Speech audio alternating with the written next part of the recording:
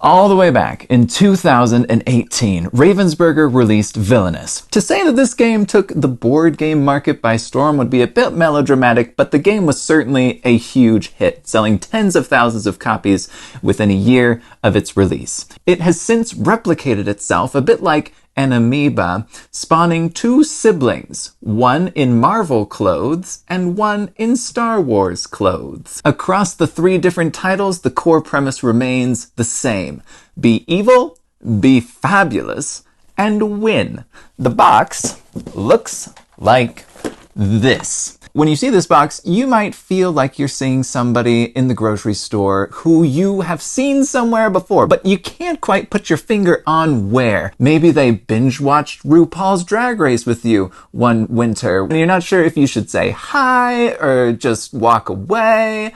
And that's not surprising because this thing is ubiquitous. You've probably seen it on the shelf of your local convenience store, or perhaps sandwiched between a copy of Harry Potter Seen It and Disney Seen It in your Disney nerd friend's closet. Or maybe you are the Disney nerd friend and you have a copy of this in your closet that has been there gathering dust ever since your friend gave it to you for your birthday. So this game is pretty much everywhere, and like the new dentist in town, you might be a little bit curious as to whether the services it provides are up to snuff, or whether you will have all of your teeth left in your mouth after an experience with it. It's everywhere, but is it fun? Let's make like goose thieves and take a gander. The game of Villainous will allow you to lay aside all of that foolish hero nonsense and finally live out your dark, twisted fantasy of becoming the bad guy. At least that's what the rulebook and all of the game's branding would like you to think. The practical reality of selecting a villain to play in a game of Villainous feels less like transforming yourself into some nefarious character, and more like adopting an elderly, grumpy cat from an assortment of homeless felines at your local animal shelter. You'll look for one that seems to be the least troublesome to take care of, but will also give you the funniest stories to share with your friends while it's living with you, and you'll pick that one. Like a crabby, elderly cat, your villain will come loaded with baggage. But not all of that baggage will be emotional. Most of it, at the beginning of the game, will be baggage that you can hold. Like a jewel-toned mover that might look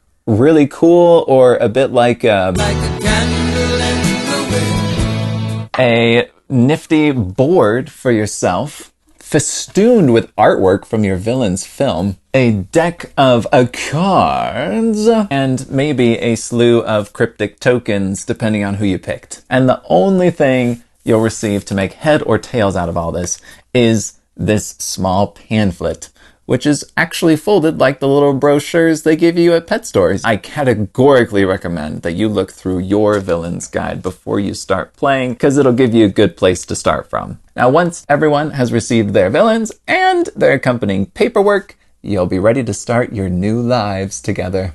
Just like real life, Villainous is a game all about solving problems, with the core problem being how to do all the stuff that you want to do before you die. Unlike you and me, who probably want to do about 50,000 things before we die, the villains in Villainous have thoughtfully narrowed down their bucket lists to include just one item.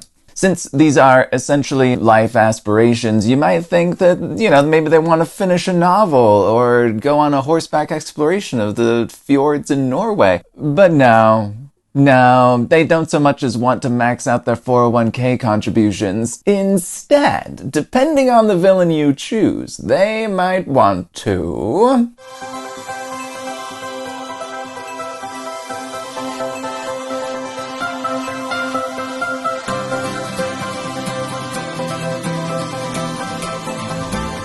corrupt the countryside with foul magic,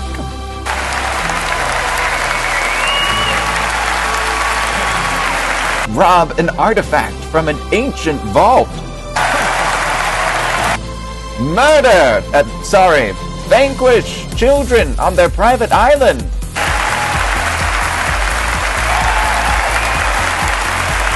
rule the ocean, play Croquet!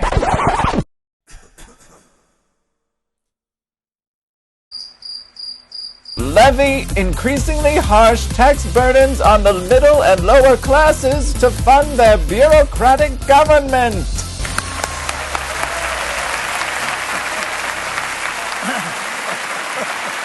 Like I said, you picked the grumpy cats at the shelter. They've got baggage. So you might think, oh, well, as long as I fulfill my villain's objective, I'll be fine. There's no real path to happiness here. We're all just doing the best we can to try and get where we want to go. And no, we're not. Fulfilling your life's ambitions only matters here if you're able to do it before all the other schmucks out there in the world can fulfill theirs. You want to bring home a medal? You want to hold your head up high in public? You want your dad to look at you in the eye and say, well done, kid, I'm honored to have you as my offspring? Well, second place ain't gonna cut it. Fulfill your objective first, and you will win the game. Come in second, and you're a loser. All of the tools, oddities, and tricks your character has available to them to attain their goal will be found in this deck of cards you received at the beginning of the game. This deck will be a melange of effects or single-use spells, items, which are cards you can add to your realm and trigger repeatedly throughout the game, condition cards, which you can play on other people's turns, and allies, or the minions who have pledged themselves to your cause. As you probably suspect, in order to use your cards, you'll have to play them, and that is where your board comes in. Your board will be divided into 4 beautifully illustrated locations from your villain's film. Each location will be split into halves, a top half and a bottom half. And depending on who your villain is, these halves will have multiple symbols in them or none. Each symbol corresponds to an action that you can take on your turn. For example, if I moved Captain Hook to the Jolly Roger, I would be able to gain a power token from the supply. This is the game's currency, by the way. I could discard cards from my hand, and I could play a card if I wanted.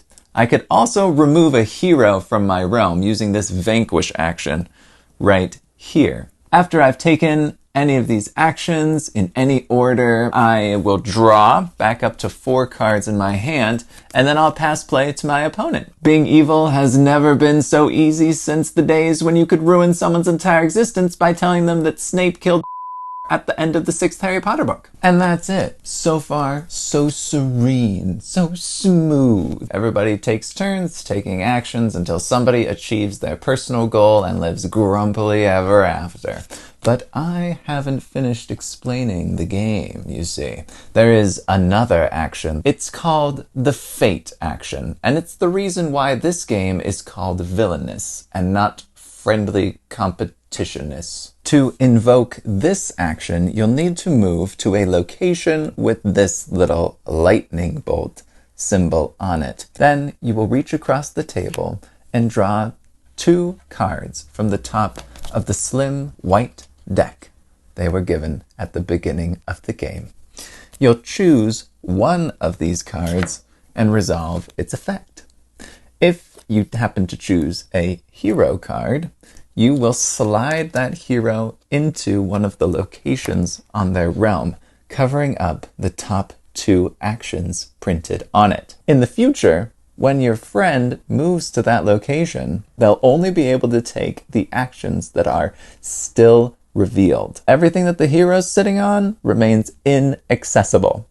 And the hero will stay there until they take a vanquish action and spend some allies to bump the hero off. And if they do nothing about it and you continue to fate them, heroes will start piling up on their board until it resembles that mountain of zombies in World War Z where they're breaching the wall. And here's where you might say, well, what's to stop that mountain of flesh from piling on my board every game?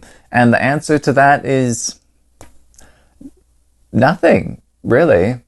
The game tries to mitigate excessive fating by placing the fate action in locations where villains will receive less power, so less currency to spend on other cards, and sort of less valuable actions. In doing this, the designers try to push players into a place where they have to choose between pulling somebody else back or propelling themselves forward. And I do want to emphasize that that decision can be very difficult, especially as the game reaches its close and multiple people converge on their win objectives. But it fails to stem the flow of fate to a level that a lot of players will find satisfactory, and it fails to prevent players from fading because they're bored or because they don't know what else to do. The game provides additional fate mitigation with this white disc, or the fate token.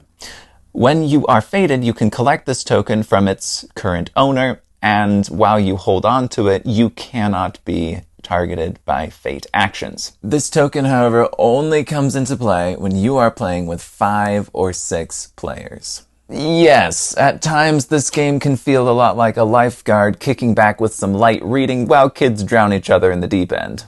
All of the villain posturing and rhetoric on the box and in the manual is all supposed to be whimsical and fun, but in a lot of very real ways that you don't quite understand until you've played this with an extremely competitive player. The game delivers on its promise that the worst will take it all. Defenders of the game would say, well, there's more to all this than the fate action, and they'd be absolutely right. The core system of this game, interfacing your cards with the actions on your board, is a brilliant piece of design. It is simple without being obtuse. It is clever without being abstruse. It is easy to learn, it is easy to teach, and it's fun to play with. To say nothing of the art plastered all over this game. Each piece takes me straight back to the animated films that I've loved since being a kid. And the people that you regularly play with may not even like playing a lot of fate cards and prefer to engage with this game as more of a linear race. The fate action is a button that you can push as many times or as few times as you feel comfortable with. Dispensing with fate altogether, however, leaves the villains on desperately unequal footing. Fate comes into play as a badly needed balancing mechanic to give some villains a fighting chance at winning. Lean too much into it, however, and you'll get bogged down as you and your opponent drag each other away from the finish line. For me personally, well, let me put it this way.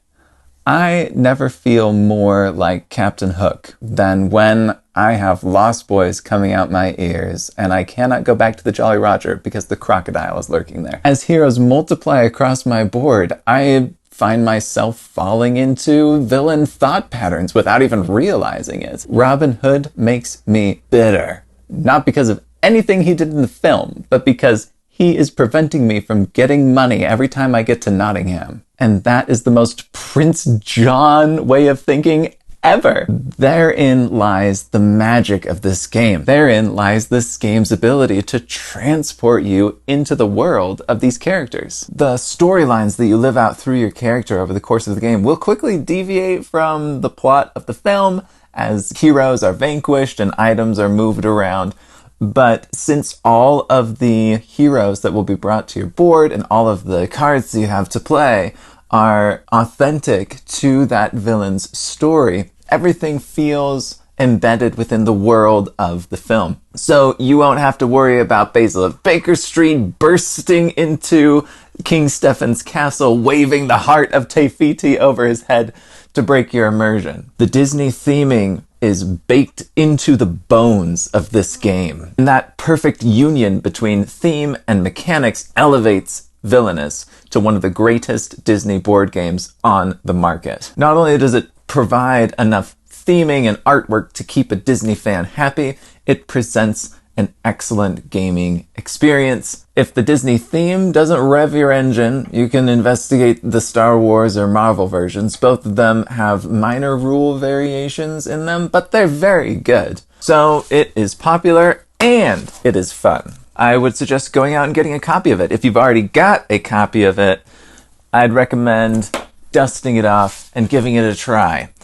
The deeper you get into the system, the more it will reward you. If you buy this box and you enjoy the system it contains, I've got great news for you, because there is a ton of it. They are adding new villains to this series every day. In this box, we've got the Horned King from the Black Cauldron.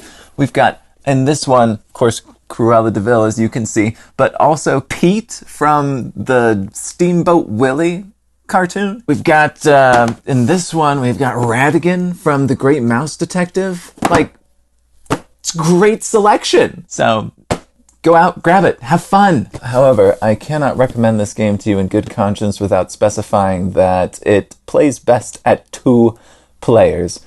It's good with 4, it can get a little chaotic, but 2 is great. Also, for those of you who are looking for games to play with your children, and you're looking at this Disney theme and thinking, I think my 8-year-old would really like that. I have played this with kids, and this game will be most rewarding for older kids or adults. And that's the review. Thanks for watching, everybody. If you liked the video, you can give this a like. Maybe throw us a subscribe if you want. Enjoy your time on the internet. Goodbye.